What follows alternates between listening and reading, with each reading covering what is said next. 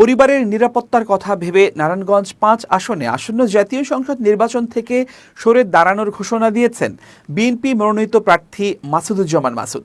১৬ December দুপুরে Narayanganj press club সাংবাদিকদের সঙ্গে মতবিনিময় সভায় তিনি এ ঘোষণা দেন। এ সময় তার আকস্মিক সিদ্ধান্তে উপস্থিত সাংবাদিক ও অনুসারীদের মধ্যে বিস্ময় দেখা যায়। মাসুদুজ্জামান মাসুদ বলেন, পারিবারিক কারণসহ নিরাপত্তা সংক্রান্ত একাধিক বিষয় আমাকে এই নির্বাচন থেকে সরে দাঁড়াতে বাধ্য করেছে। সব কথা প্রকাশ্যে বলা সম্ভব নয়। আমি আমার নেতাকর্মী এবং বন্দর উপজেলার বাসিন্দাদের কাছে আন্তরিকভাবে ক্ষমা প্রার্থী। তিনি আরও বলেন, এ আসনে যিনি নির্বাচন করবেন তার প্রতি আমার সমর্থন থাকবে।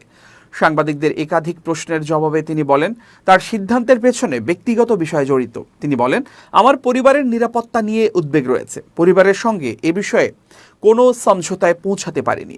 তবে নির্বাচন থেকে সরে দাঁড়ানোর পেছনে সরকারের নিরাপত্তা ব্যর্থতা বা দলীয় মনোনয়ন পরিবর্তনের কোনো কারণ নেই বলেও স্পষ্ট দাবি করেন বিএনপি মনোনীত এই প্রার্থী।